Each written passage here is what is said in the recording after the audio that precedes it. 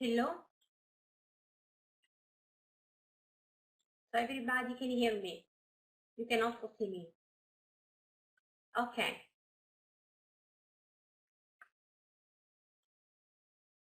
All right. Very good. So hi everybody. So we can continue our lectures on fingerprint recognition today and tomorrow. Specifically, we are going to discuss these topics. These are very interesting and important aspects. Fingerprint enhancement. So we are going to see how to improve the quality of the fingerprint, which is very important to obtain very good performance. And then we will discuss the problem of interoperability. The current topic that we are, as a researcher, we are doing. And tomorrow we will discuss how to estimate gender from fingerprints, right? So these are very interesting. While next week we will have one lecture on privacy and one lecture on DNA biometrics. So these are also very interesting. Before starting, so I want to ask if you have any questions about the last part, the part that we discussed last week, right? So we had a practical lecture in MATLAB. So some of you already sent exercises, so it was really good. So I wonder if there were any issues or any doubts related to last lecture. So feel free to interrupt me and then I can clarify your doubts and then. Okay. So let's start from fingerprint enhancement. This is very important. And I indicated here on the slide, so you can follow the pointer, one interesting paper that I will upload in the material so that you can have access to it, or you can just Google it. And it's by Lin and Jane, fingerprint enhancement. So this discussion will be as a reference of this discussion. You can use this paper. Okay, so it's very good paper. As we already anticipated when describing the ridge factor and then the information that we are extracting from the fingerprint in order to discriminate between identities is connected to the quality of the fingerprint. So this information that we extract is good. So the quality of the information is good if the quality of the image is good. So that the performance of the minutia extraction relies on the quality of the image that we can obtain during the acquisition process. Right? So there are different factors that affect and degrade the quality of the print, and then subsequently they make difficult the extraction of the minutia points, so based on which the matching happens. Right? So these factors are the skin condition. So we saw images of wet fingers versus images of dry fingers. Of course, if the contact between the sensor surface and the ridges is not good, so it's not proper, then it will be difficult in the image to distinguish or to detect all the true minutia, right? And then the sense of noise, of course. And we discussed some differences related to the way how the user interact with the sensor. And then, for example, the pressure, right? So the user needs to use a correct pressure of the finger against the surface, otherwise the ridges are not imaged correctly or with enough quality to extract all the true minutiae. And then in general, due to some of these factors or all of them, the images acquired are not like of high quality, so they need of good quality. There are characteristics also inherent to the fingerprint of the person. For example, in subjects, there are subjects, especially with the people, that they have difficulty to interact with the fingerprint.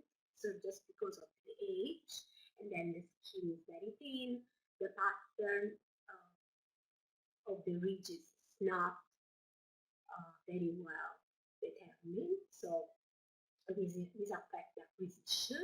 And then there are people, they do some manual job, which can change the quality of the pattern. So the configuration is the same, but the quality can change and affect the performance, right? So these are the main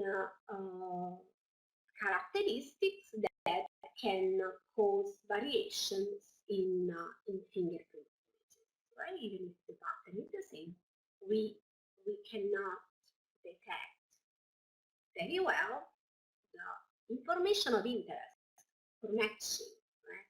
And these are minutia points because this commercial method mainly use minutia point for matching, and we also know now in detail how matching works. So we discussed this very well.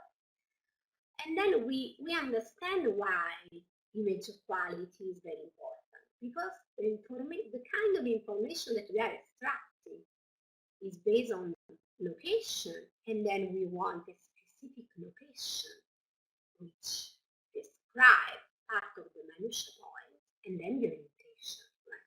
If this information is not detected accurately, of course this will affect the process because we will have actual numbers.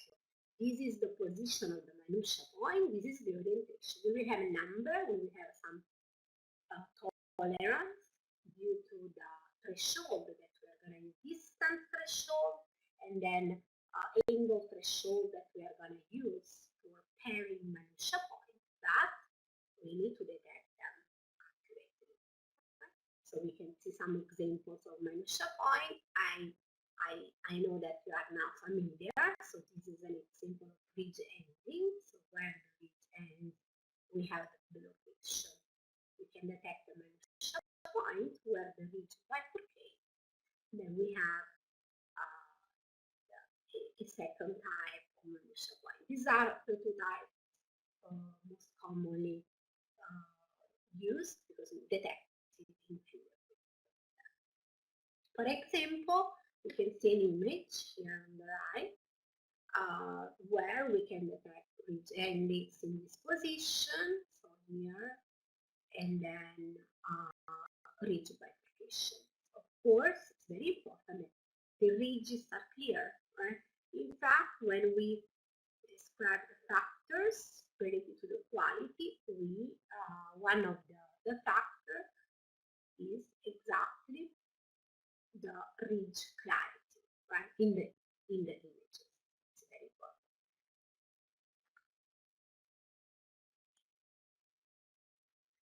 And these are very interesting images because so far we mainly saw examples of fingerprints of high quality or like very good, require mainly very good, right? So, these are cases of images of very poor quality, right?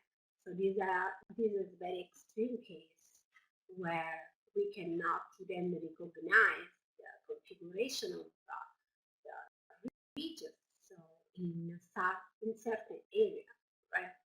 Here, for example, we don't have like the region systems because in these regions they are not distinguishable. Right? Then the detection of minutia wouldn't be like very difficult in this area. So we are missing true minutia in a big area of activity. This will impact the identity, characterization, and representation. Right? We can represent the identity only, let's say, for this part, maybe 40% with the confidence, but then the actual decision that we can make based on the evidence, based on the image, is like we cannot decide with confidence. So maybe the probability, for example, if we verify, if we use this fingerprint, so degraded, so poor quality, to verify the identity of someone,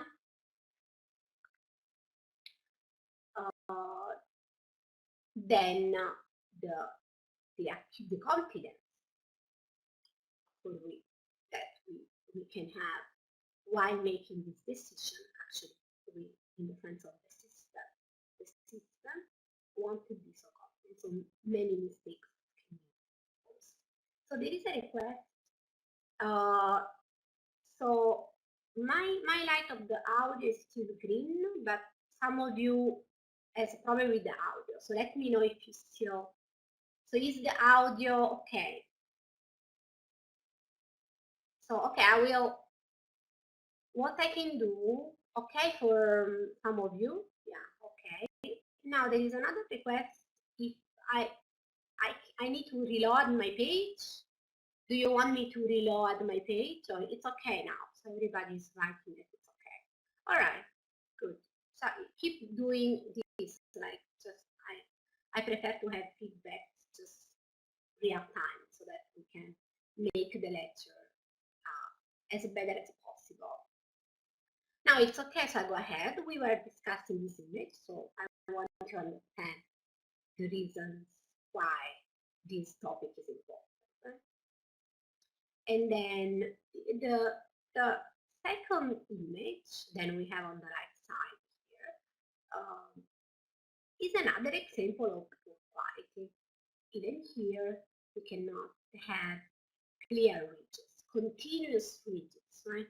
If we can read like many discontinuities in ridges, of course, we can cause, well, if I have this case or this case where ridges are not continuous, right?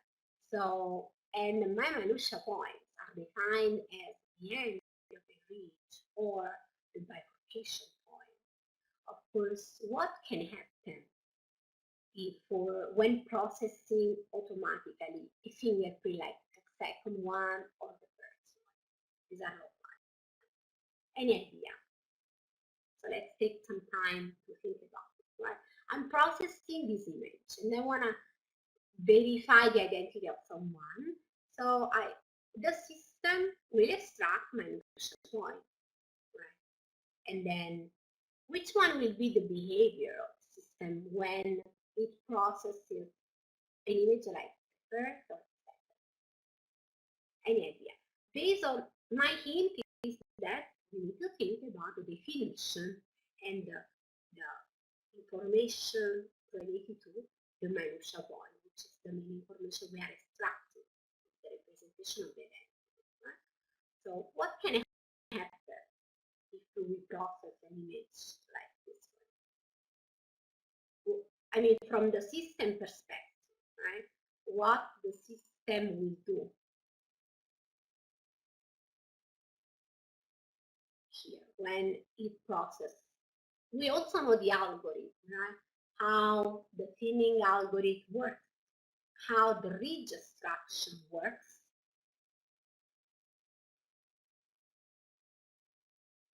So before pre-processing, because this is a pre-processing, so Lisa is following me very well, right? So this is a pre-processing that we are doing before the actual procedure that we discussed, right? To improve the performance in challenging cases.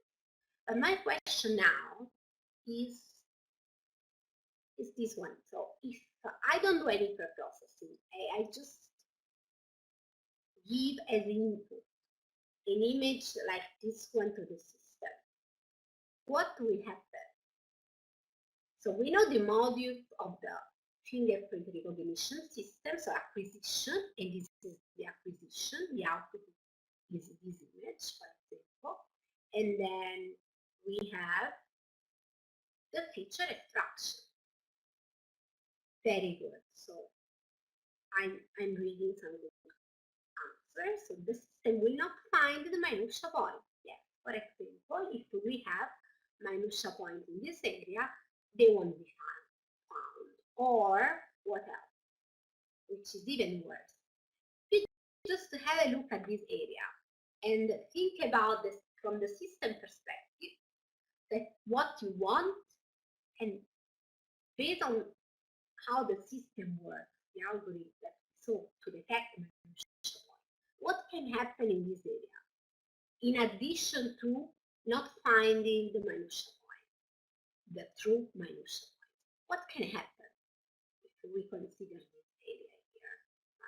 Very confusing area for the system, for us too.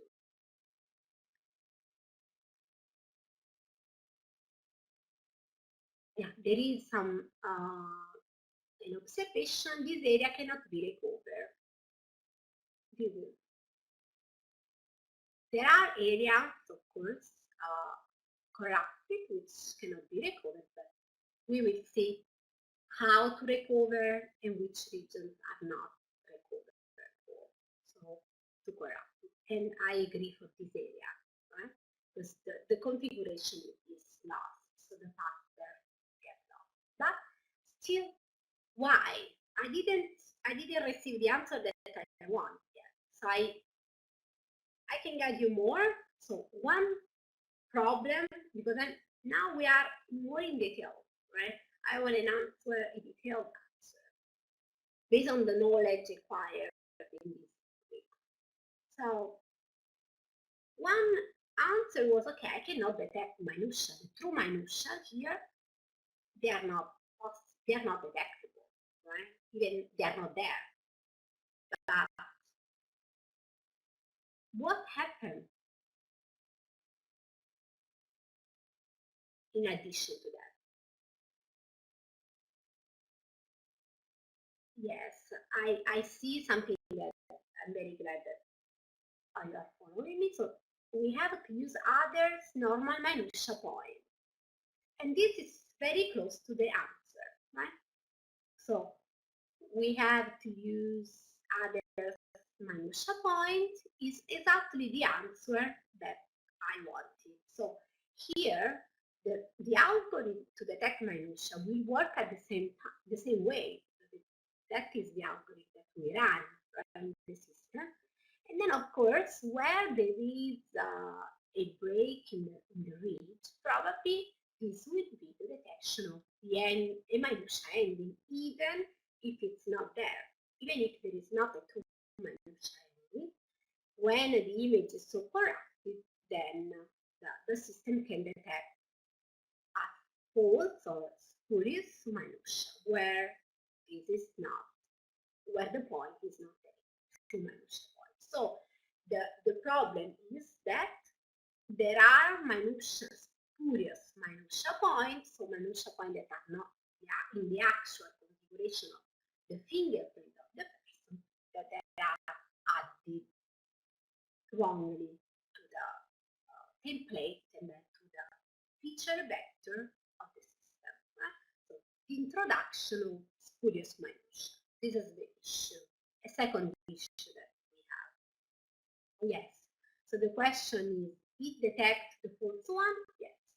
So false ones we refer to them like spurious minutia, and they will be detected as true minutia. So there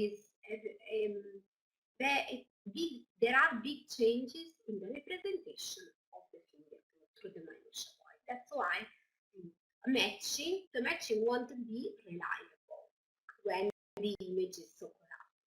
Right? So this is what I wanted to say.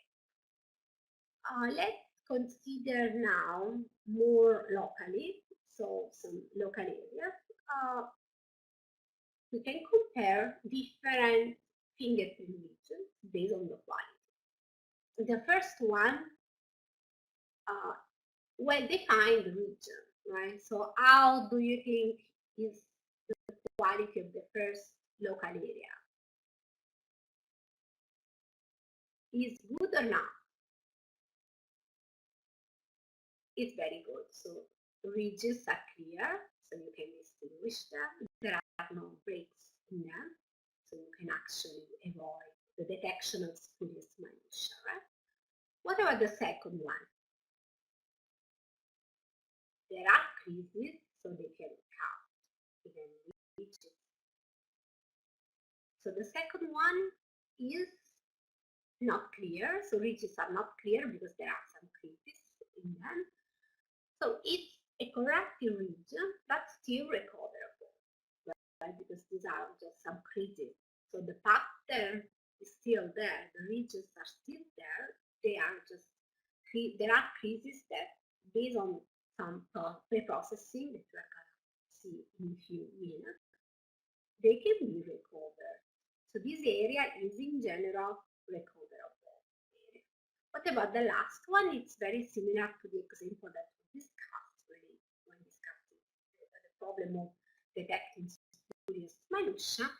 This is a corruptive region, of course, so very low quality. We cannot even see ridges there.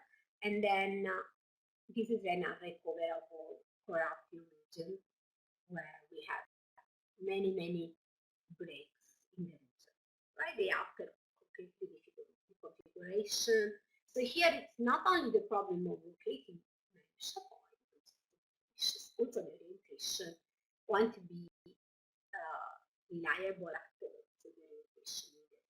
It's called the path, the orientation actually, the orientation map is completely lost in this local area. So it can be, we need to reconstruct it. There are methods to reconstruct globally the orientation, but if we see this local area, this region, it's considered as unrecoverable region. So any questions so far? Right? Do you have any questions so far? We always saw these perfect images, like everything is easy, but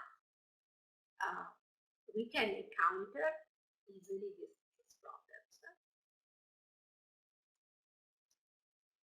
So how many types of degradation we have? We can have, of course, different level of degradation.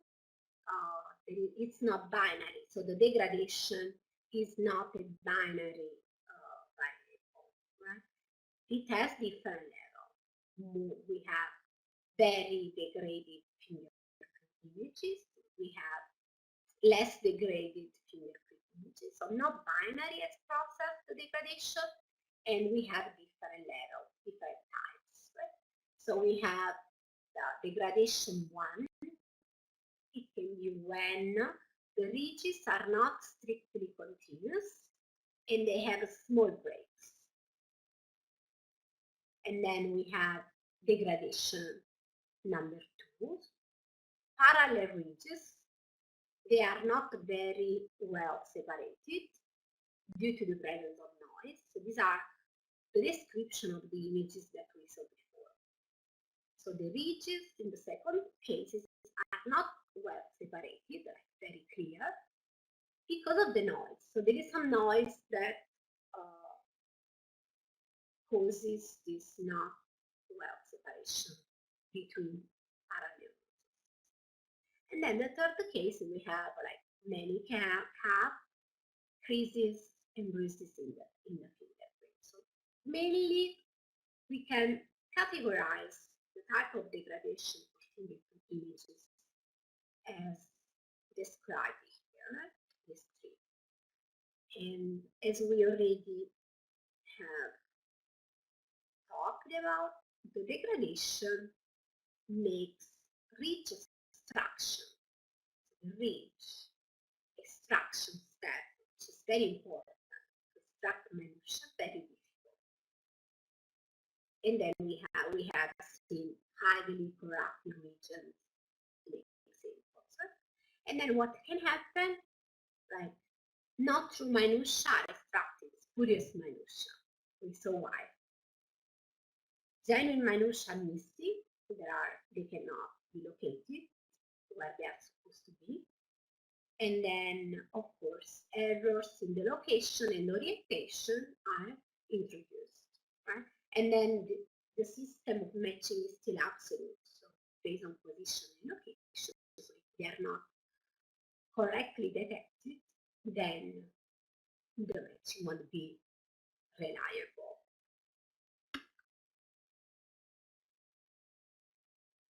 So region of interest, we have some definition of the three examples that we saw in those images. So now we have a better description here.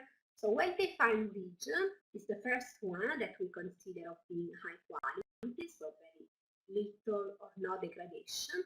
Region valleys are clearly differentiated from one another, such that a minutia extraction algorithm is able to operate reasonably, right? We saw that. And then we also had an example of recoverable corrupted region, so the one that I can show you again. So we have the second one. This is a recoverable corrupted region. How can we describe it? Here we have ridges and valleys are corrupted by a small amount of creases, so we have one or two creases in the area, but they are still visible. So the ridges are still visible, and so we can extract sufficient information about the true ridge and valley structure. Subsequently, we will have enough information about the minutia point. And then what about the unrecoverable corrupted region? So in those regions we have region valleys corrupted by a severe amount of noise and distortion, so that ridges and valleys are not visible at all. So they are not visible, so any information that we can extract is not reliable. Right? So that evidence does not provide sufficient information about the true and valid structure.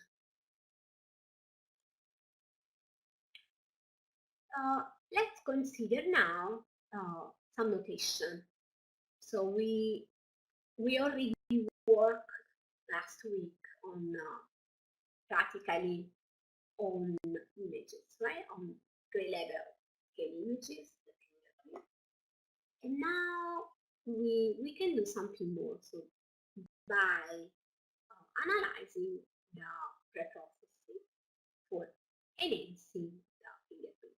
So which are the steps and which are the tools that we want to use. So we know and we saw that a fingerprint image, a gray level fingerprint image, is a metric. So how many of you saw Loa did read and did exercises in MATLAB after the lecture? I provided a folder with all the code and a couple of images as example. How many of you are familiar now with the structure of the image? So when we read the image in MATLAB, we can load metrics. So in MATLAB we will have a metric, and which one is the information represented by the single element of the image, which is I, that metric that we loaded in MATLAB, right? I and J. So the image ij. So we have a matrix, right? And the general element I of ia represents the intensity of the pixel at that location. So if you load an image in MATLAB that will be represented by a matrix, right? Which one is the size of the matrix? It corresponds exactly to the size of the image, right? And then the general element of this matrix represents the intensity in gray level of the pixel at that location of the image, right? So we will have, if you see this matrix, we have values, and which one will be the range of the values that can appear in the matrix which represent our fingerprint image, right? Is it clear the question? So which one is the range of values for the values in the matrix that represent the fingerprint image? So that we have, I need, this should be clear so that we can go ahead and define some tools to operate on them, on the image, right? So think about this question. Is the question clear? So we are talking about, the question, okay, it's not clear. So we are talking about gray level fingerprint images, right? And then as we did in the last lecture, we worked in MATLAB, right, with those images. So we had to load an image in MATLAB.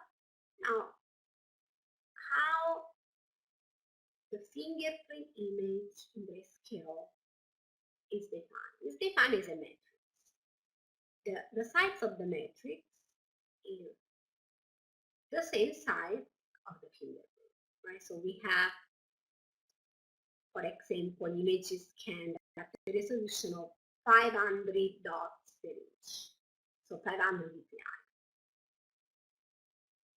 Now the question is, if we consider a single element in this matrix, which represents the image, the meaning of that value will be the intensity of the pixel at that location. Here we have an example. This is the general element in the image, and then in that matrix, and this represents the intensity of the pixel at its location ij, right? So we have, we use the whiteboard. This is the image, for example, so the matrix, we know the pixel. For example, this can be 388.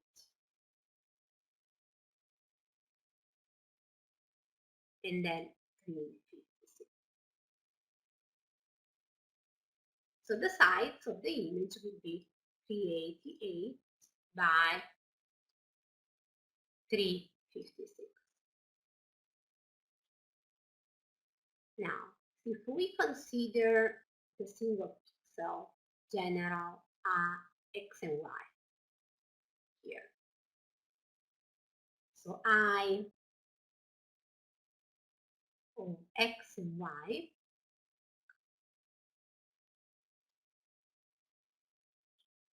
represent the intensity of the pixel at its location.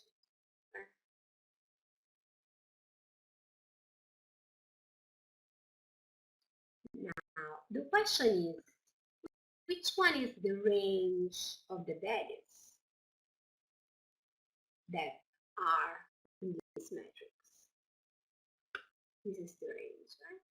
From 0 to, which one is the second one? This is a grayscale image. Yeah, very good. So from 0 to 55. This was the question. So we have 256 possible values, right? And then based on this representation of the image, we can define mean and variance. Why we define them? Because we will use them for our preprocessing. So it's very important that we know what we are talking about. And then the mean is defined as mean in grayscale level. So we have the intensity of the pixel. So you can see the formula here. The intensity of the pixel in the generic location ij, and then n by n is the size of the matrix. So for all the row of the column of the matrix, this will be the formula. So we sum and then divide by n square, because this is the case of the square matrix. And this is the mean of the image, right, in terms of grayscale. The same way, we can also define the variance, where in the formula of the variance we have the mean, n represents the mean computed before, and this is the dispersion of the values around the mean, right? So this is how we can compute the variance. Any questions about this formula? So these are, we know the meaning of each term in this formula, right? So we have m is the mean, I of ij is the intensity. So this is, seems to be clear. And now we can go more in detail of the algorithm that we want to do. So we are doing fingerprint enhancement, which means that we want to have a recoverable image in the input. So the level of degradation is the second one that we discussed before. And then we want to enhance so that ridges are clearer, and then Minutia points are detected so that we can actually detect the true one, maximize the number of true minutia detected, and minimize the number of previous minutia. This is what we want to do. And the output will be the enhanced image, this one. This is what we expect. So we will need to go through steps like normalization. This will be related to normalization in terms of gray level. So gray level normalization. And then orientation image estimation. So the orientation we have, of course, to reconstruct the ridge structure. And then, because the orientation is a global issue, okay, the local degradation would be improved based on global estimation. Right?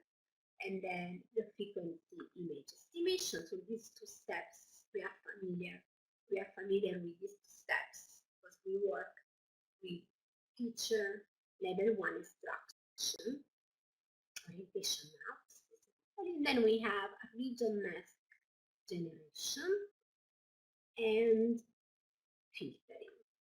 So the filtering will be, so this is a preparation. So all these information are to prepare the detection of the mask, to generate the mask, and then once we have done all these steps, we can operate the filtering, right? So the filtering is actually the step in which we can reduce the noise in the ridge configuration. More details about the algorithm. So what is the normalization? Normalization refers to normalization of gray level. Right? So we want to normalize the fingerprint, which means we want to have all the values of the gray level values normalized so that they have a specific mean in the specific variance. We usually want to have 0 mean and 1 as a value for the variance. So these are inputs that we want.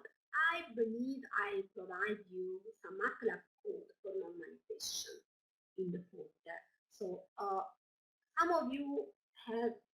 had a look at the folder that I uploaded, right? At least one, because I received a couple of emails with the exercise done.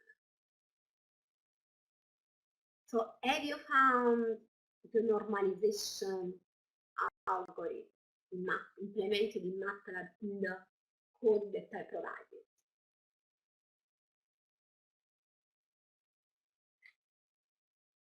Yes.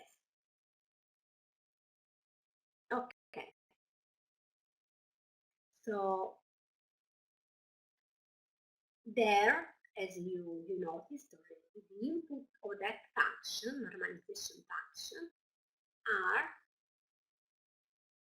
mean and variance. So 0 mean, variance 1, so that you can, the output will be, so you can visualize the input image and the output after the normalization. So this is the exercise that I want you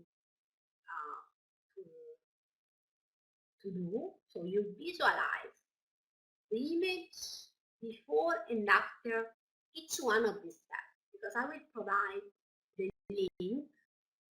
I didn't add in that material the algorithm in MATLAB to implement the enhancement, because I wanted first to discuss it with you.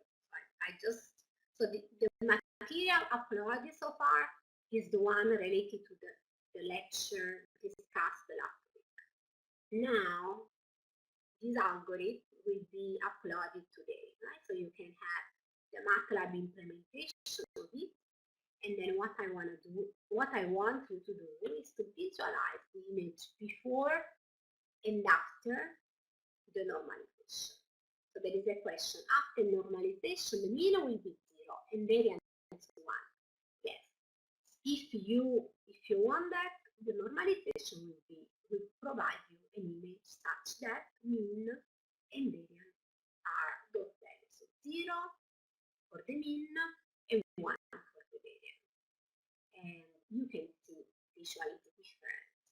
So it's very important that you run the code and you run the function ImShow before and after each of these steps.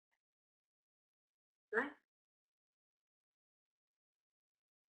You can, these are the values that we commonly use for, because we want to make the further steps simpler, as simple as possible. So having mean 0 and variance 1, we have the computation later on, right? Because we want to go for simple computations. We don't want to make the process too complex. That's why we do this step at first, before starting the actual estimation of information. Then local orientation estimation. We are familiar with this, so I also provided the code and we went through it last week. So we know how to estimate the local range orientation, the orientation map. So we will have the orientation image estimated from the normalized input fingerprint image. So the input of the local orientation estimation will be the normalized image, and then we will have at this point here as output the orientation map. So what is the meaning? So at this level, number 1, we are still in the gray level domain. Gray level domain. So we are still talking about values which range between 0 and 255. At this point, we have mean and variance 0 and 1 specifically. When we are after running this step, which one will be the output? Once we extract and estimate the orientation map, how will be the matrix? So which is the sign of the matrix output from the step number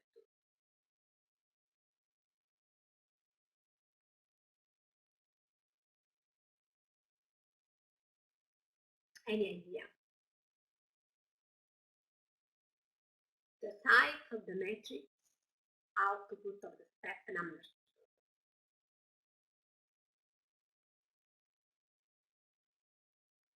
2. During your, and then before this, we have another question. So what is, how did we define the local regionalization? Yes, we can discuss this point. So how did we define the local regionalization? Okay, should I repeat the question? So after performing the normalization, we still have a matrix which has the same size of the fingerprint input. For example, here the size will be 388 by 356. This will be also the size of the normalized image. What about step 2? So we have an input, the normalized image. The output will be the orientation map. And then how is this orientation map? Which one is the size of the orientation map? In MATLAB is represented by a matrix.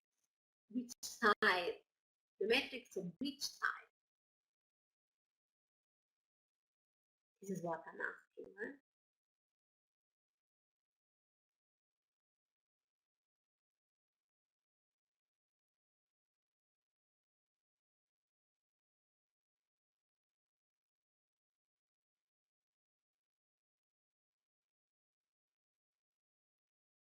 So local, let's repeat, some of you can, the same side. Yes, very good. The same side as normalization, and that's the input. So very good. And then which one will be the meaning of each value? In normalization, we have gray level, 0 to 55, the input image, then normalized image, still gray level. What about the output of that two? Which one will be the meaning of the value in it? No gray level anymore, but what?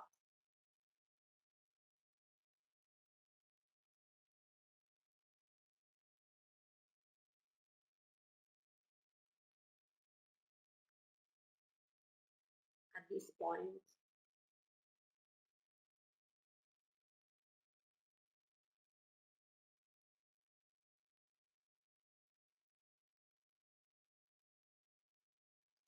somebody is writing. So the output of the meaning of, once we extract the orientation map. No, it's not. At this point, we don't have gray level anymore. Right here, what we are estimating is the orientation. And then the meaning of each element in this matrix. So the size is the same as normalization. The meaning of each value will be the meaning and the values. These are, we are talking about orientation, so these values are angle, right? So the answer is these values are angle. So they range between 0 and 180. Yes. And then we estimate the local frequency. The local frequency, so we compute again from the normalized input fingerprint image and the orientation now. So of course, these are, at this point, we are extracting information about the ridge configuration. Right? And then we go ahead and we can estimate the region mask. So the region mask is obtained by classifying each block in the normalized input fingerprint image. So we have the reference is normalized fingerprint image into recoverable or unrecoverable blocks. So we do this classification when we estimate the region mask. And then at this point, the last point is the application. The goal is to reduce the noise and then make bridges appear here. We have a bank of Gabor filters, so multiple Gabor filters. We already saw a bank of Gabor filters with different orientation when we extracted ridge. We talked about ridge extraction, so we have this bank of Gabor filters, each one with different orientation based on the ridge orientation, so 0, 45, and so on, 180. And then, so the bank of Gabor filters is tuned to local ridge orientation and ridge frequency is applied to the ridge and valley pixel in the normalized input field to obtain a renamed filter. So we apply this bank of Gabor filters and tuned based on the orientation of the typical ridge action, and then we can obtain after that a renamed fingerprint image.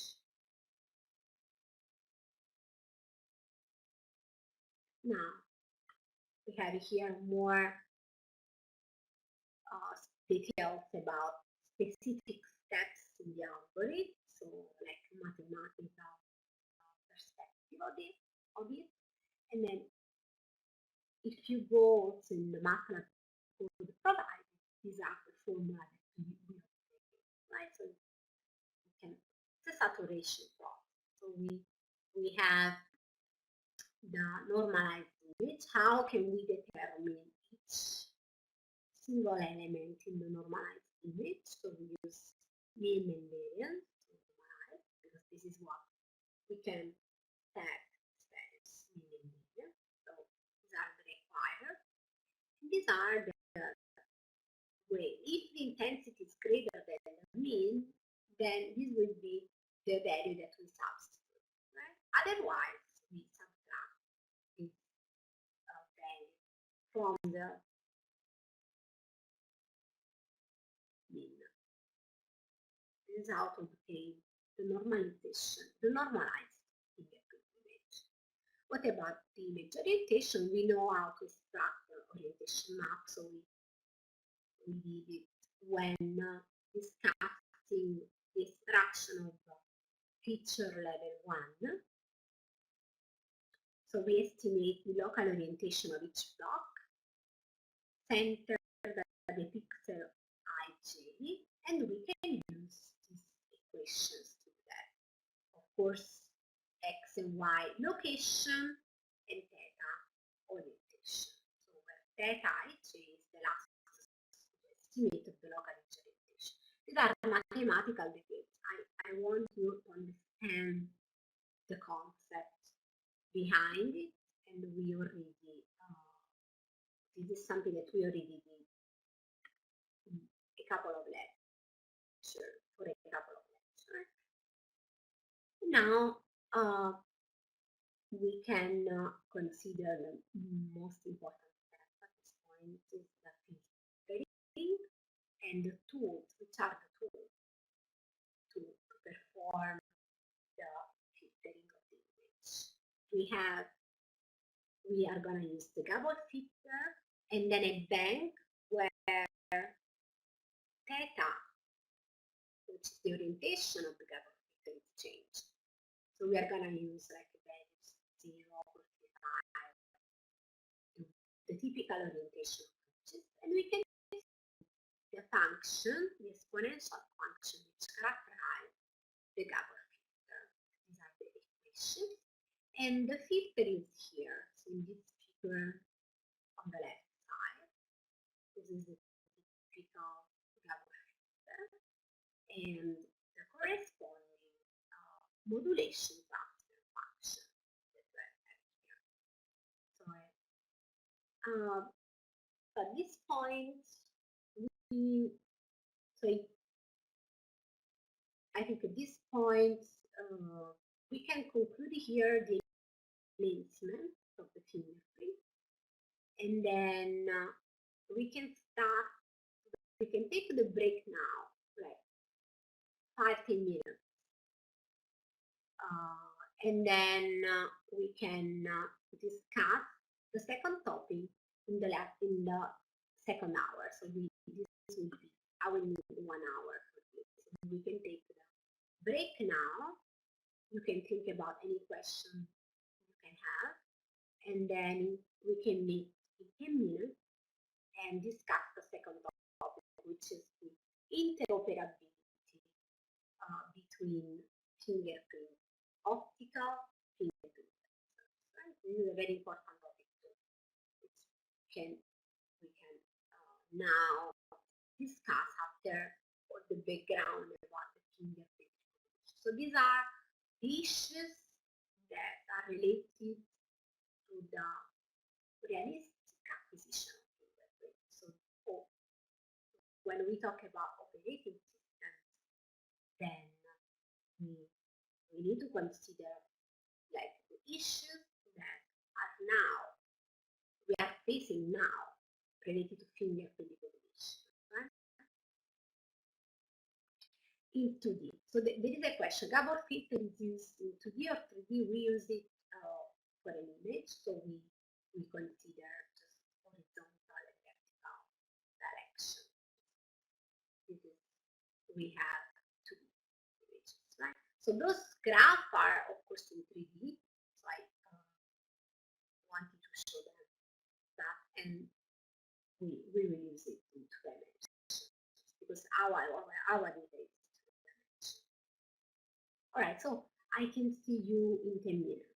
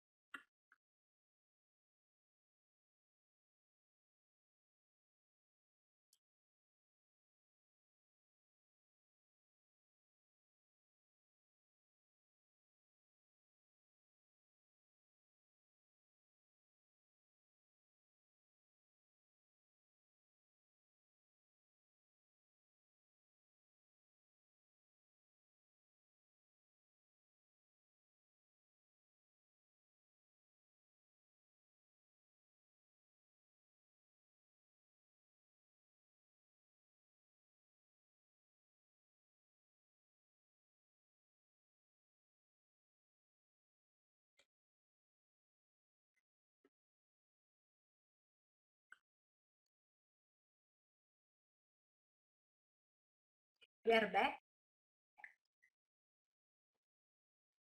So we are back from the break. Can you hear me? So it's the voice. Okay. Yeah, very good. So I just realized that when I started the class, there was an issue with the schedule. So in my schedule, I had it for 2 p.m., 2 p.m. to 4. So I'm gonna actually to finish up 4, and I hope it's good for you. So you don't have other classes to attend or other things. I'm sorry about this. I'm very sorry about this misunderstanding about the schedule. So I suppose it was like 2-4 p.m. So we will. Yeah, sorry. So I just saw your messages that you were waiting from 1:30 p.m. and yeah, very sorry. So the lecture will be still 2 hours because I thought the schedule was 2 p.m., 4 p.m. since we changed it. So I can, so for the schedule tomorrow, I suppose it was changed for all the lecture from 2 p.m. to 4 p.m. So at this problem, we can, which one is better for you? Like it should be 2 p.m., 4 p.m. So let's say 2 p.m. as today, and there was probably an error on the schedule. I don't know what happened to that. So 2 p.m. in case of any change, you will be emailed so that you can attend. But anyway, so I'm very sorry that you had to wait half an hour just about this misunderstanding of the lecture. So yes, tomorrow 2 p.m. 2 p.m., 4 p.m. So we have like 2 hours even today. So I have 1 more hour so we can finish at 4 p.m. So that sounds good. So I'm very sorry. I didn't even realize that we were at 1:30 p.m. there. All right. So we can go ahead. So any questions about the first part? Now this will be a topic. It's a very new topic related to fingerprint recognition. And the goal is to minimize the impact of low interoperability when dealing with different optical fingerprint sensors. So far, in all the lecture, in all the discussion, we assume that the device, then the sensor, used for enrolling the system, right? So during enrollment was the same as the one used during the verification. So this is something that is true in some scenarios, but for example, if we acquire now like 1 million of fingerprints from people for the visa process, for example, or for the national ID, then with a certain device, right? And then in 10 years, this device won't be available, but there will be a new one. Then we don't want to re-enroll millions of people again. We want to use the enrolled fingerprint acquired with a device available, which is good now. We want to match it with a new device that we even don't know yet, that will be available later on in years, right? Without acquiring all the templates. And then, for example, we can see here, of course, when matching fingerprint fingerprint acquired with different devices, there are variations induced in the fingerprint that can affect the matching. So we want to minimize this degradation of performance due to device diversity. Then we have, for example, the same finger required it's a rolled acquisition. So the finger on the surface is rolled, and then this is acquired with different devices. So 1 to 4. Same finger, different devices. Now, do they look like similar or do they look very different? This is the same finger, right? So the device can actually use many variations in a fingerprint image.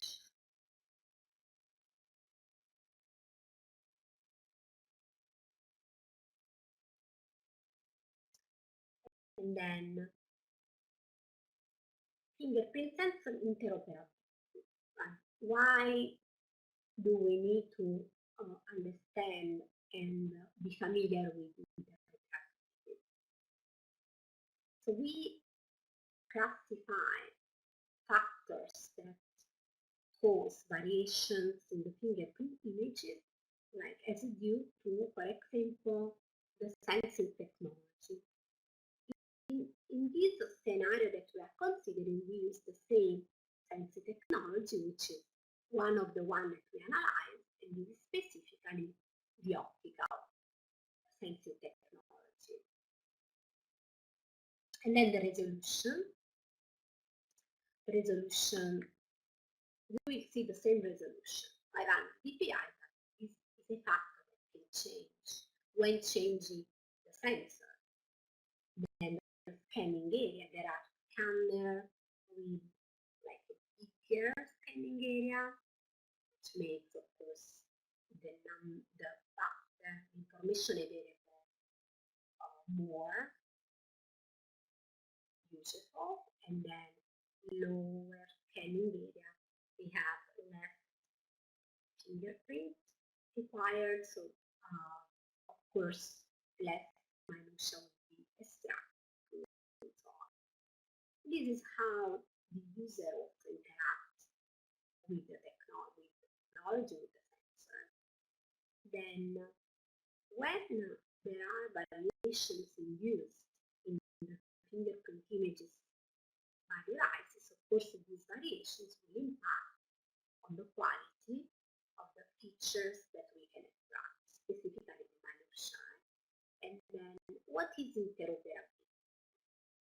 So interoperability, the designed fingerprint system by now, they are not designed to work like to match fingerprint with devices, with fingerprint acquired using other devices. Right?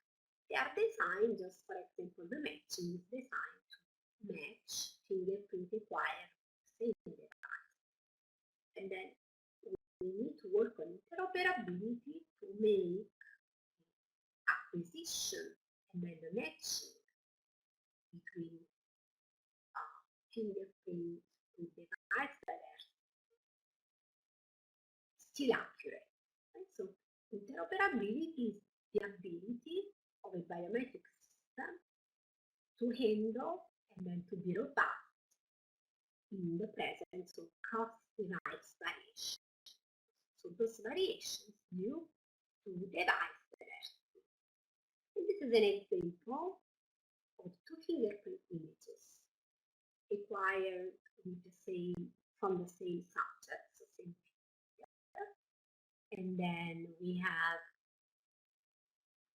same resolution, 500 dpi, same technology, the optical, but the scanning areas are different. For example, in DKID we have a smaller area, so this impacts the way how the user interacts with partial fingerprint acquired than while with cross-match we have like a whole fingerprint. And even this is very good quality because it's a rolled fingerprint, so we can actually roll the finger and obtain more minutia, so be more confident about the representation used for the finger. So we have the same identity. We have this is acquired with multiple sensors. So I have some questions, so I want to read them. What's the difference between cross-match and big data? Yes, I can.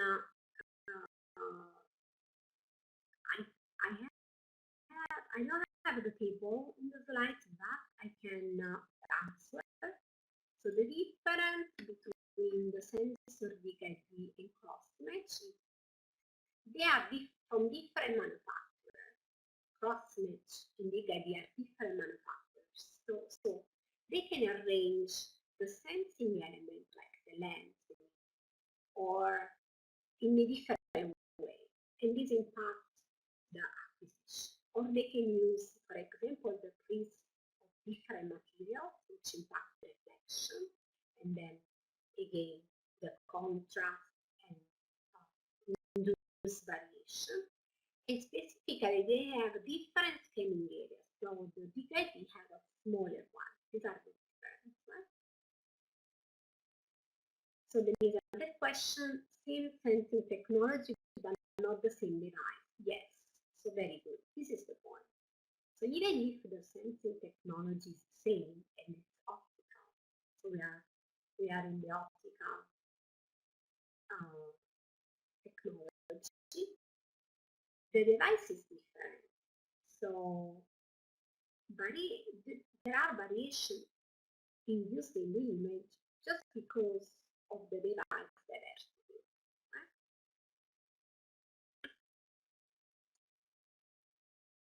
Then so big ID is a device, and we can see here even different examples of more examples of optical sensors. So we have cross-match Guardian Actu, the one that we see often at the airport, for example. We have DKD, this is the picture of the DKD sensor, and then touchscreen. We have also a device, SIG2, so the manufacturer is again cross-match. So we have the same manufacturer cross-match, but the model is different. And then when we match the fingerprint acquired with SIG2, we again the template acquired with Guardian R2, then the matching will be accurate. So there are match score will be different than the case in which the fingerprint are required using the same device during enrollment and verification. So our goal is to find a way to achieve the same error rate across the device when the devices are different as good as when we are using the same device between enrollment and verification. So there is a question: do we get the same result if the input is the same? What do you mean? So Lisa, do we get the same? So if we use the same device, the match score will not be the same as when we use different devices because of the variation induced by the sensor in the image, right? And we can try to interpret these distributions here. We have an idea about the match score. We know how it is obtained based on the number of hair minutia. And then in blue, so we have genuine user, so genuine match scores in blue. they range from 0 to 360, for example. And then we have the imposters in red, lower, much lower values, as we can see. And this is how the distribution of matches for genuine and imposter here in intra-device. So when the device is the same, right? So specifically for cross-match. So here we use the same device for enrollment, so for obtaining the template which is stored in the system, and for verification. So the same device also when we do authentication and we want to verify the identity of the person. So in this case, we have the small overlap between the blue lines, which represent the genuine match score, and imposters. Right? So if this overlap is little, like in this case, then the probability of the error rate is low, because we can separate very well genuine and imposters. Right? We can separate very well genuine imposters. Then, in the second case, we have match scores distribution, genuine and imposter again, but when the device is different between enrollment and verification. Of course, what can we notice here is that the overlap area between genuine and imposter changes, and is, of course, wider. So what does it mean? So the match score of the genuine, they overlap with the values assumed by the imposters, right? When we change the device. What does it mean in terms of performance? So these distributions, like imposters in genuine, are not very well separated as before, intra-device, cross-device. Then what does it mean? What this will cause? What does this will cause?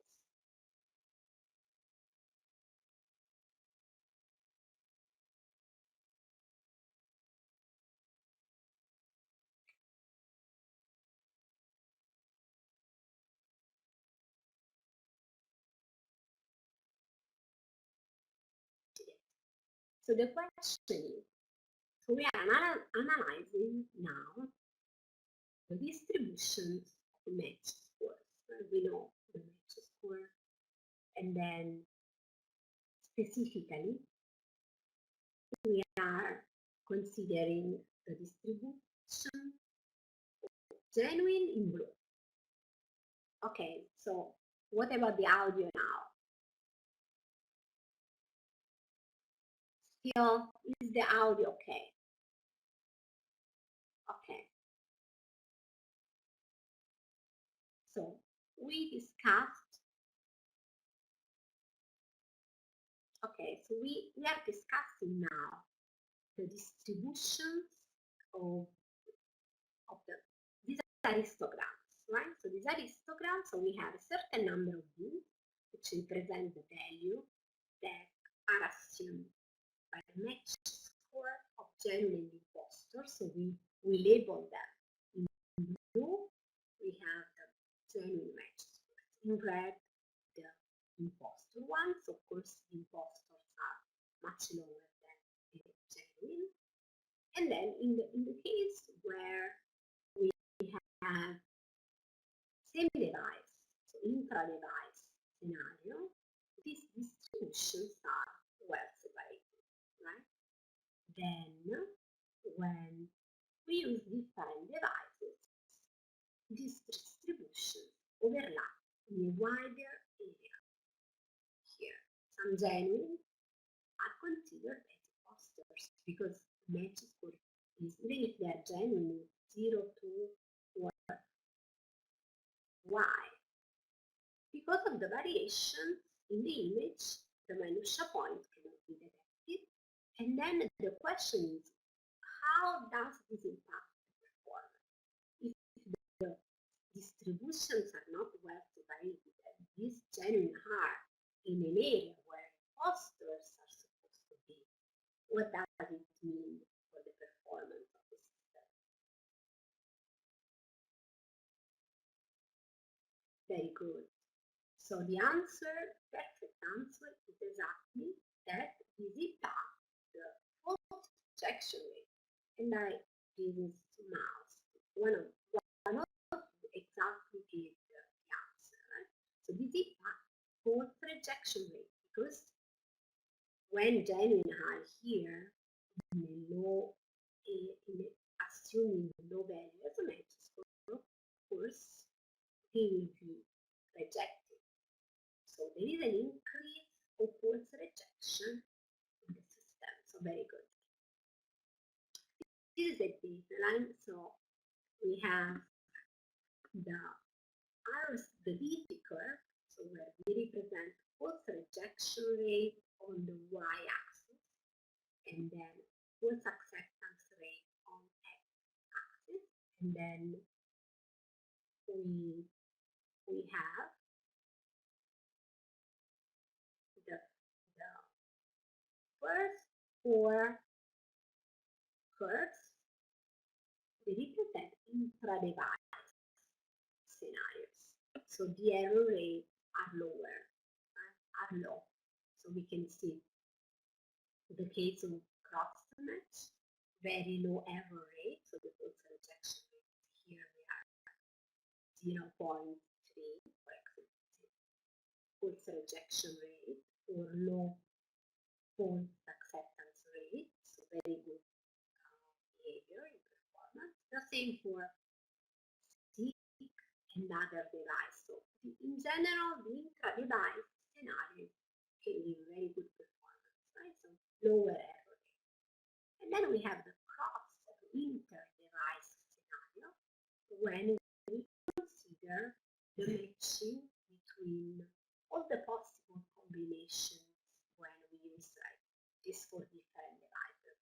For example, device 1 versus device 2, or device 3 versus device 1, or 0 versus 2, and so on. All the possible combinations are represented by the curve in blue. This one, and of course we can see that the false rejection rate increases up to more than 5% when in intra-device was just 0 point something. So there is an increase of false rejection rate and then degradation in performance, matching performance when using different sensors. So the problem right now, the matching with two different devices is not practical. So we cannot actually deploy a system to match fingerprint acquiring different sensors.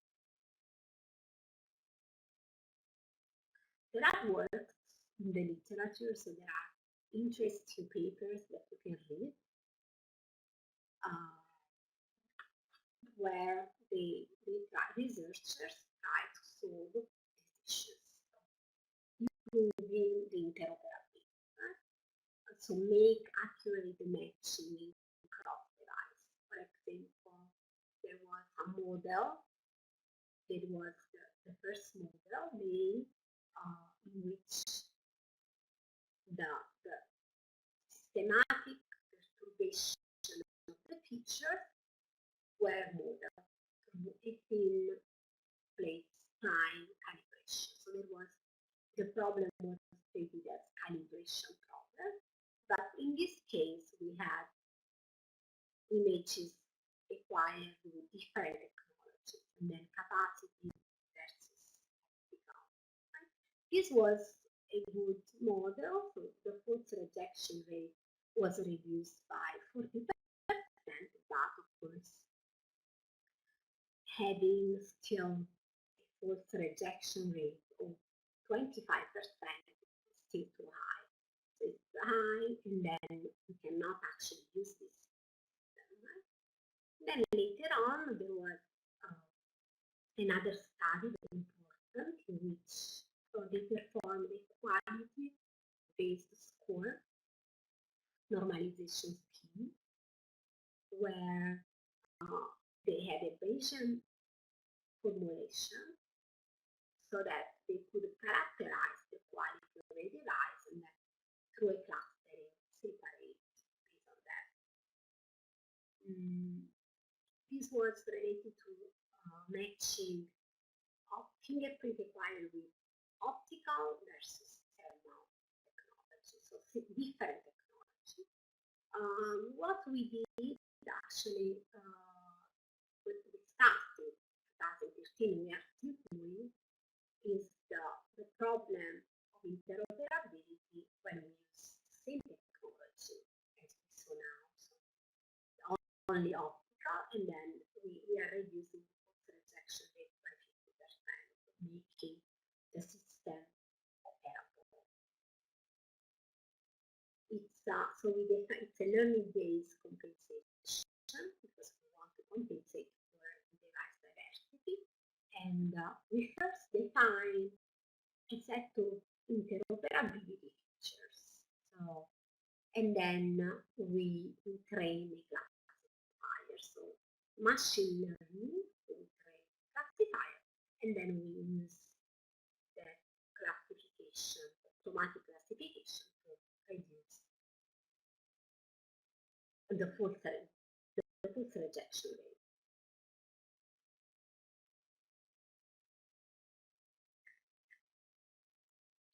The approach, so we can use this diagram even to understand better what we are doing, right? Because we know the architecture of a typical fingerprint recognition system, but we are not familiar with matching fingerprint using different devices.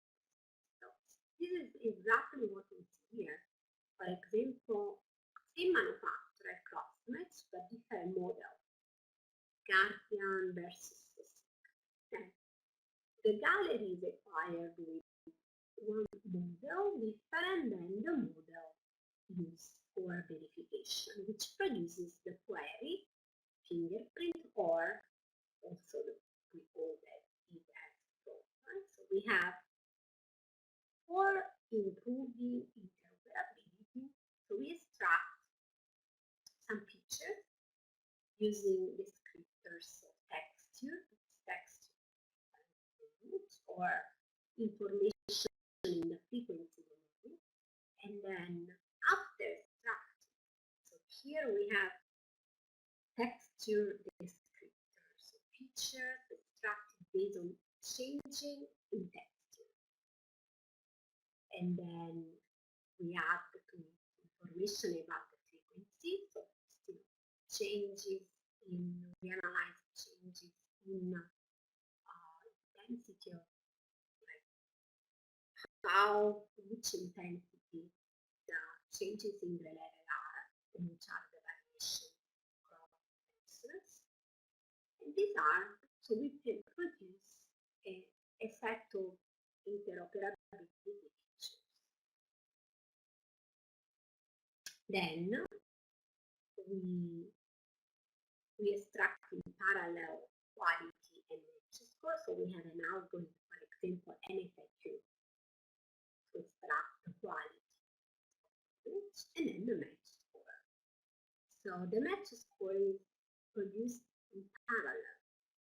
So this is very important as well. So we know how to extract the match score. We know the typical architecture of the fingerprint system, which is the one implemented with any commercial matcher. Right?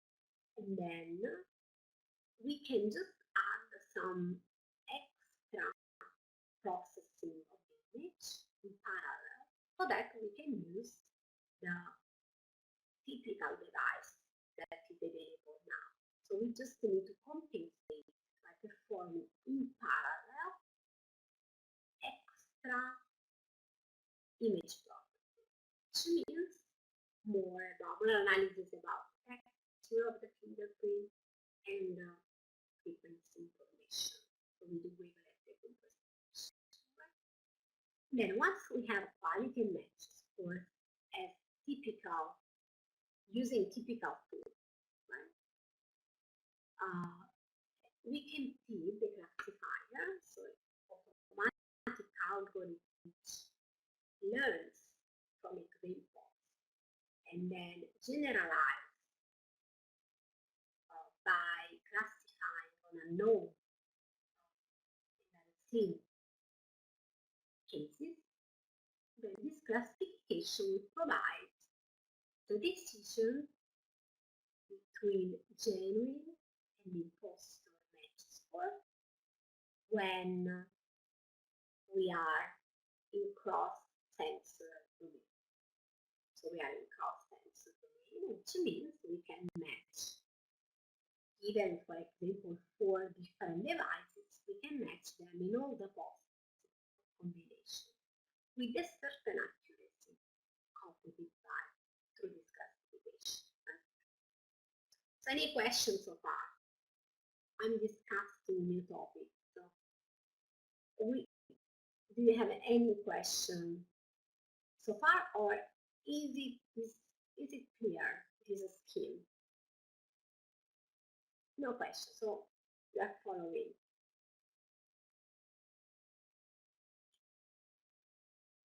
Now, one feature that we can extract is, of course, in the domain of the frequency, right? Frequency domain. We know we did some process related to frequency.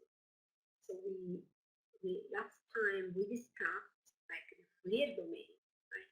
So we extracted pictures in the Fourier domain.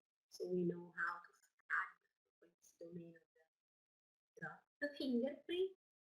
We apply now a more efficient tool to analyze the frequency of the fingerprint, frequency domain, right? Where we have discontinuities, so we have high frequency, right? The background, for example, little change or very low intensity changes are low frequency, for example. So we can apply the discrete wavelet transform, and then here is an example of one level decomposition. So we also introduced the wavelet, right, last time. So we are more familiar with it. So we have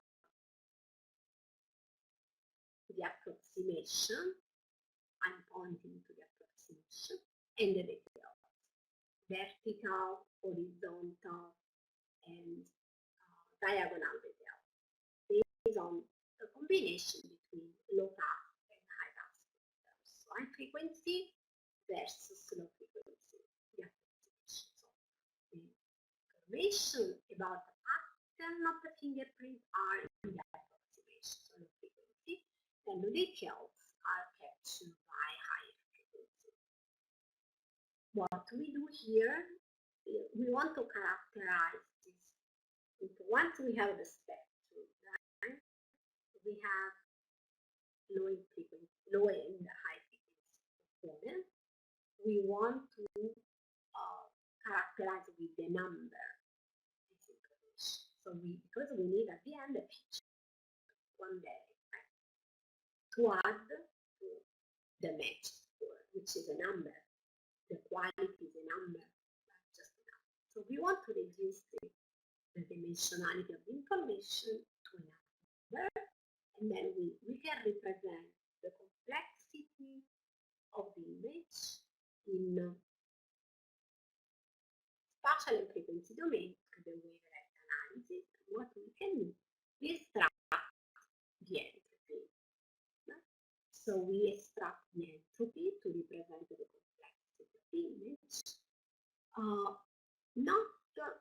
This is not applied to the image, original image, but this is applied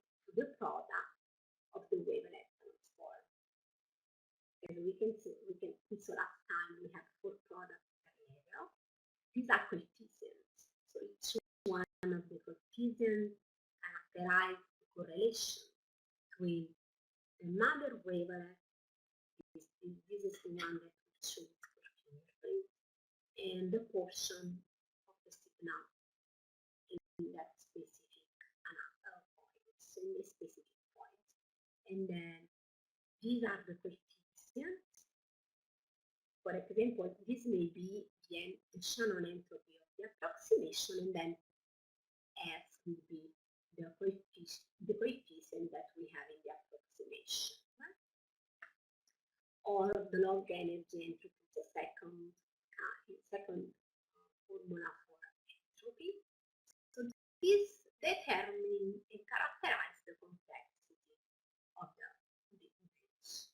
So we have some numbers. These are the numbers that we are extracting. And then specifically, since we have 2 images,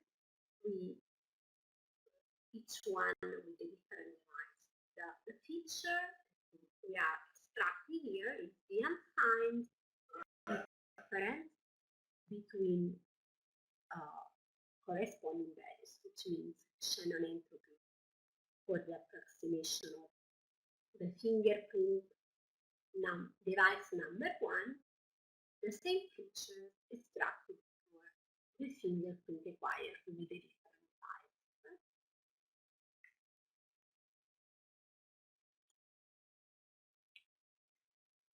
How these features look like? So we extract the differences in Shannon entropy, and we can see in cross sensor. So when you combining all the possible devices, we have separation between genuine and imposter. This is cross sensor. Of course, this separation is not perfect. So we need to add more information. We usually add information from different sources. So according to principle of information fusion theory, so that we can improve the accuracy. Again, we are in the log energy entropy differences, and this is what the separation degree that we can obtain using these features. So we have Shannon entropy and log energy entropy value differences. So differences between the fingerprint images acquired, one with the device and the second with the different one. And these are related to one level decomposition. This is from the approximation, so the low frequency information.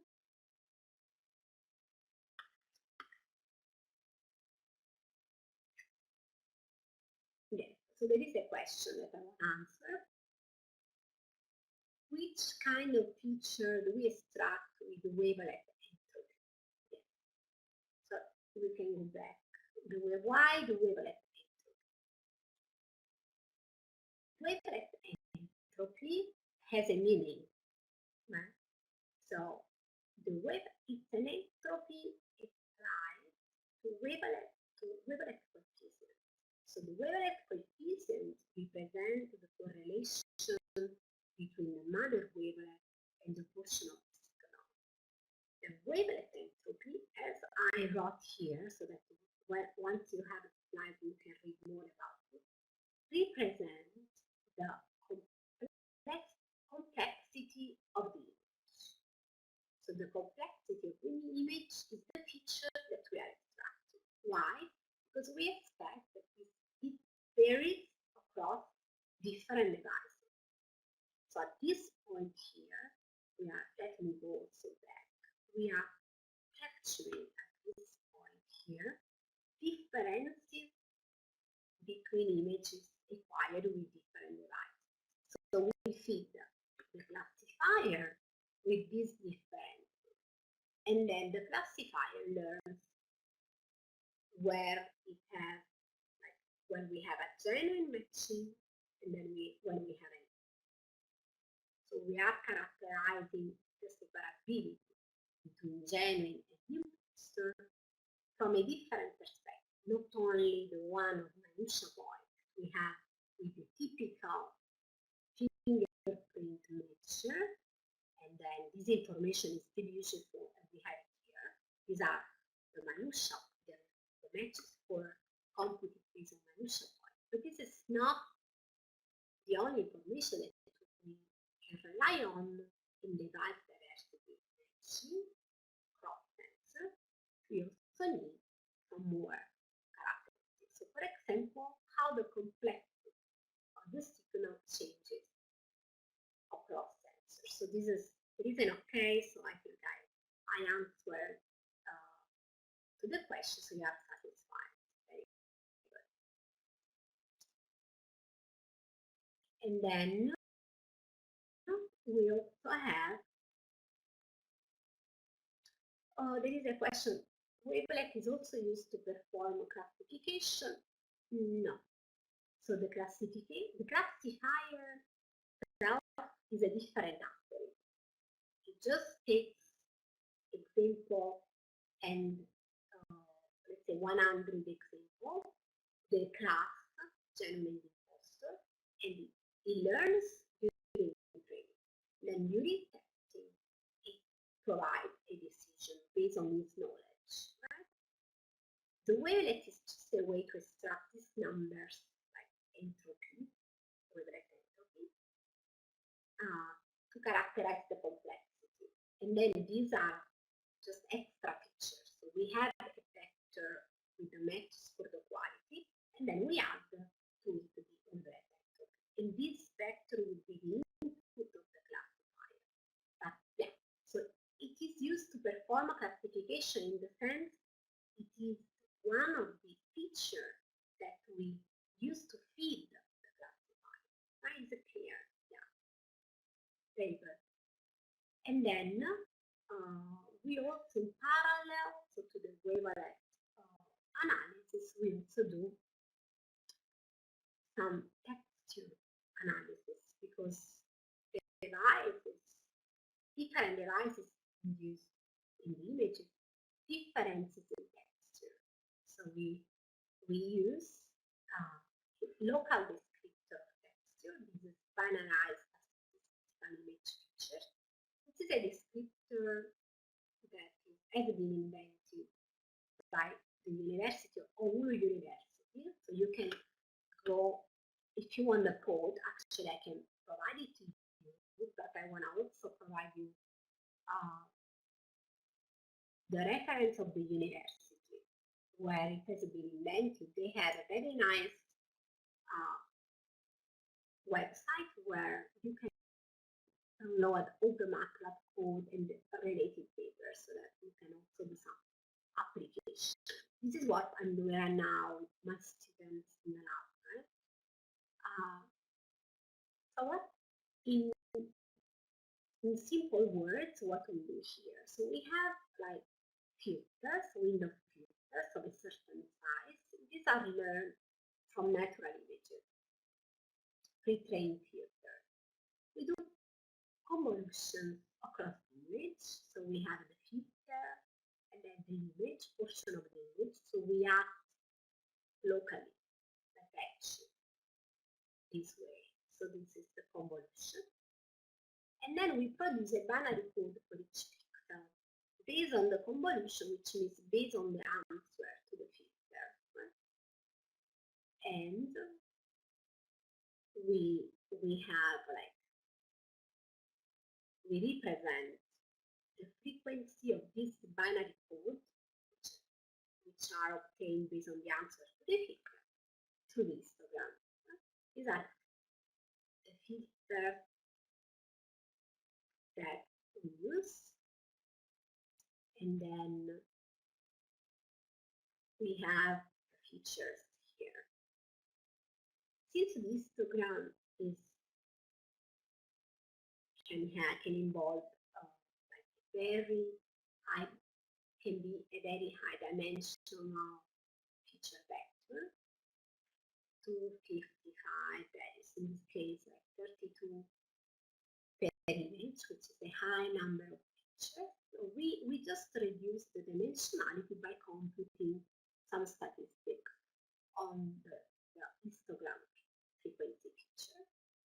And these statistics are the maximum, so we will have only one vector, maximum histogram, and then the minimum, as well as the standard deviation. The value that we consider as a feature is the difference, unsigned difference, between fingerprint pairs. Why it is important to have it unsigned? So we consider all the possible combinations.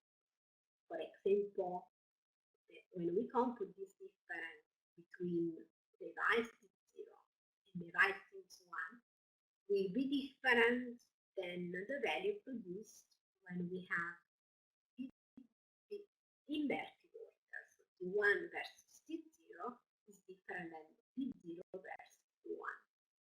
That's why we consider unsigned difference to have also an additional information about the difference of when we store the gallery with T0 and we verify with T1 is different than we store the gallery with D1 and we verify with D0. We also, specifically the distance is the Euclidean distance between histograms. So actually there are two kinds of features that we extract. The unsigned difference between fingerprint pairs, the minimum, maximum, and standard deviation. We also compute the Euclidean distance between the histograms. So we just apply, we consider all the values of the histograms as vectors, and we apply the Euclidean distance to these two values, to vectors. So it's a very simple computation.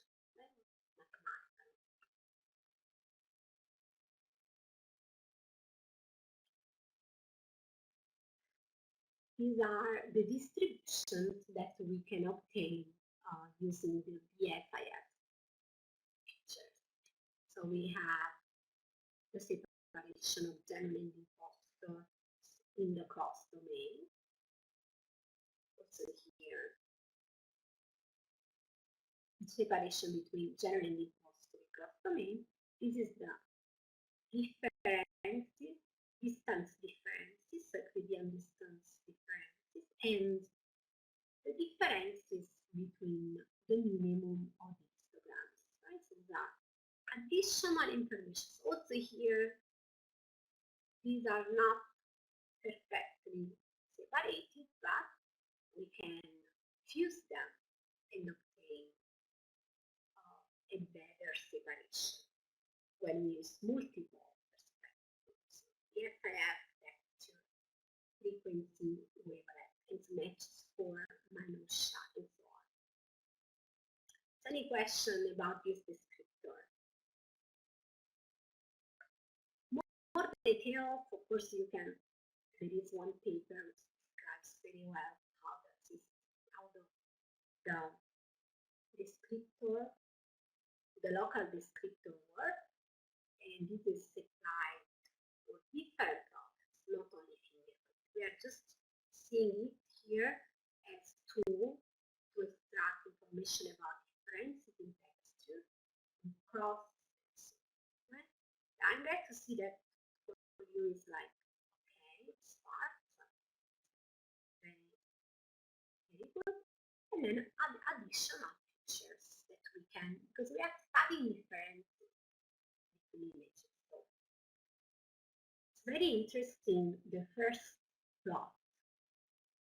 We have like an effect score, which is image quality characterization across different devices. 0, for example, before we are back.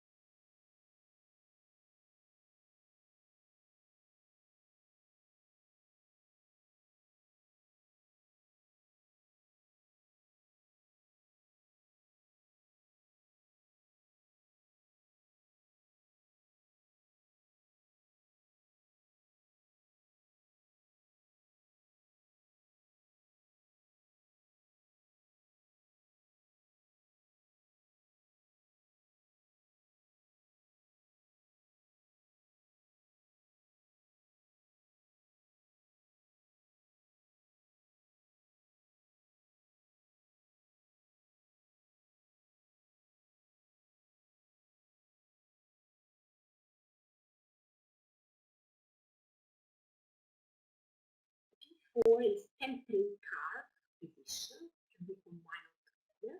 So we extracted the image quality for each sensor, and we observe difference. This is like a good sensor, so mainly this is the frequency of these values from 1 to 5. 1 low quality, 1 means very high quality, 5 low quality. So for the V0, we have a very good behavior because most of the images are produced out of high quality. So they range between the NFIQ values range between 1 to very little numbers are 3, 4, and 5. So this is a very good device. It produces most of the images as high quality. What about V1? So we have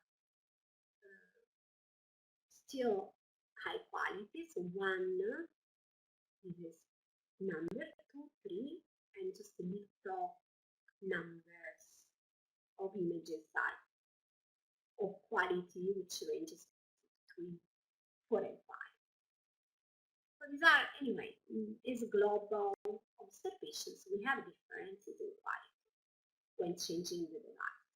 And also, minutia count. So minutia count indicates the number of minutia that we extract from the image. So which one can be an example? Provide me an example of minutia count for a normal image, typical image, for example. Which one is the minutia count that you expect based on the study that we did so far?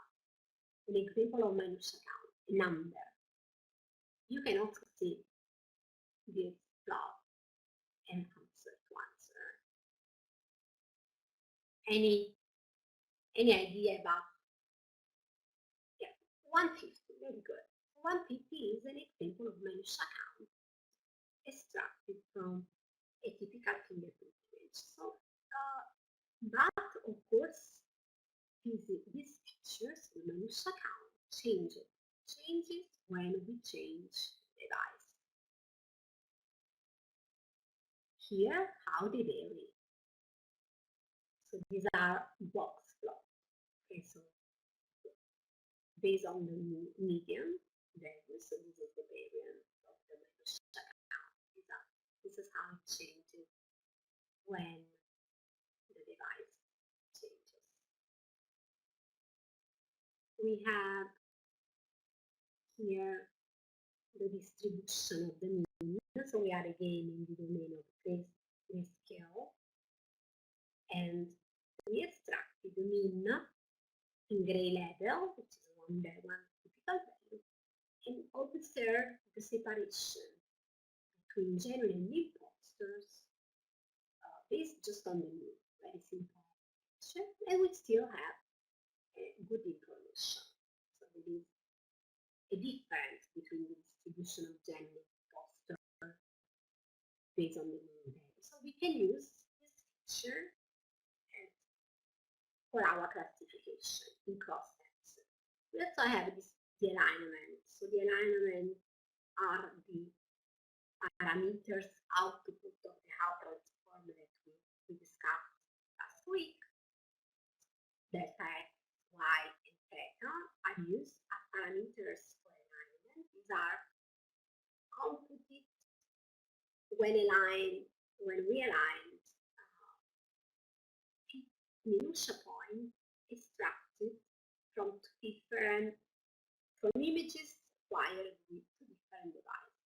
We use also the alignment parameter, and then we obtain fusing all these features, like from different perspectives, and together with the match score extracted with the typical process that we know, we could improve like by significant number the performance in cross-sects. So we started from 5.77, which is very high, the baseline that I showed at the beginning, in the DP curve, the blue curve, and then we reduce to 4.24. So a good result when combining all the five devices, including that. And then these are performance at a specific false match rate, which is 0.01%. So we always provide, when we provide comparison performance, we do at the specific false match rate, which is 0.01% operative match rate, false match rate, and then we compute the corresponding false non-match rate, which is reduced, right? So this is a way how we want to present the result, as well as with the detection DT curve, so detection error rate, detection error trade-off, where we have on the y-axis false non-match rate and x-axis false match rate. So when we go from the baseline to the focus approach, where we combine on this, describe the features, we have a significant reduction of the error rate for different thresholds. And we move through this curve, we have different thresholds. Right?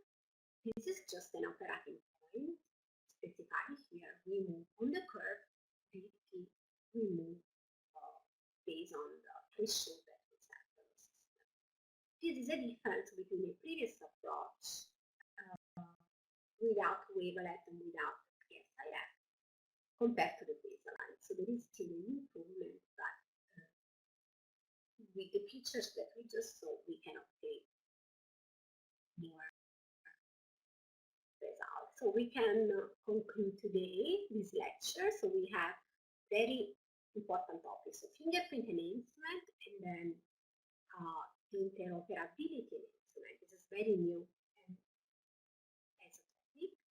And then tomorrow, so we can conclude saying that fingerprint interoperability enhancement can be done by applying these novel features based on wavelet transform, the SIF analysis of texture, and in parallel to traditional matching. So we studied first the traditional matching, now we are doing it in cross-sensor scenarios. These are the results obtained. So we improved from the false match rate was reduced from 5.7, the baseline. Previous approach 4.7, the current 4.2% at 0.01% false acceptance rate. Right? And then, so this is what we discussed today. Tomorrow, we are gonna see like how to structure the fingerprint and the importance of having soft biometrics information related to fingerprint for in challenging scenarios. So we have the lecture tomorrow at 2 p.m. if is a good time for all of you. This was the schedule that we arranged. So 2 p.m. tomorrow. I'm really sorry again for the waiting time for this morning, for today. This misunderstanding about the schedule. Oh, thank you. So 2 p.m., 4 p.m. tomorrow, does it work? 2 p.m., 4 p.m.? Yes.